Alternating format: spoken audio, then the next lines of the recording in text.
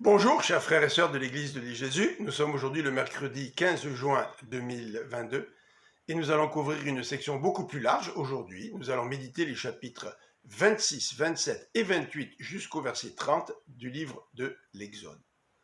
Ce qui distinguait le culte des Israélites de celui de leurs voisins païens, c'était l'absence de représentation de la divinité.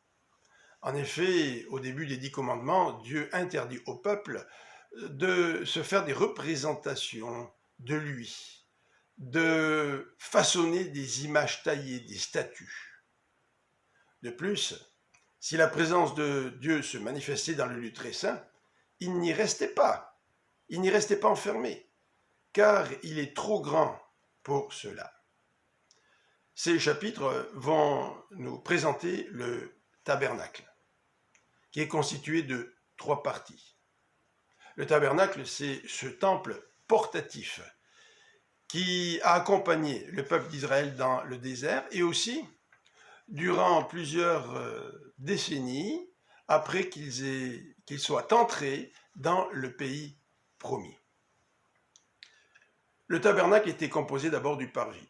C'était la grande cour dans laquelle le peuple pouvait entrer pour offrir les sacrifices ainsi que diverses offrandes.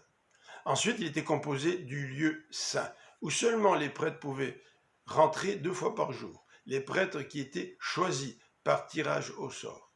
Et la dernière partie du tabernacle était le lieu très saint, dans lequel seulement le souverain sacrificateur avait accès 1 fois par année. L'accès à Dieu n'était pas encore ouvert, comme c'est le cas dans le Nouveau Testament.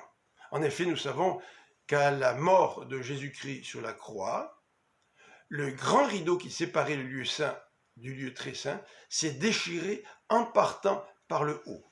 C'est-à-dire que Dieu lui-même est intervenu pour ouvrir ce rideau qui servait de séparation entre ces 2 parties, le lieu saint et le lieu très saint. Et nous savons que Dieu est intervenu en Jésus-Christ pour que nous puissions être pardonnés de nos fautes, de nos péchés, pour que nous puissions avoir un libre accès à la présence de Dieu. C'est la raison pour laquelle le Nouveau Testament nous encourage à nous approcher de Dieu, puisque nous avons maintenant un libre accès pour venir en sa présence. Et tout cela à cause du sacrifice, de la mort et de la résurrection de Jésus-Christ.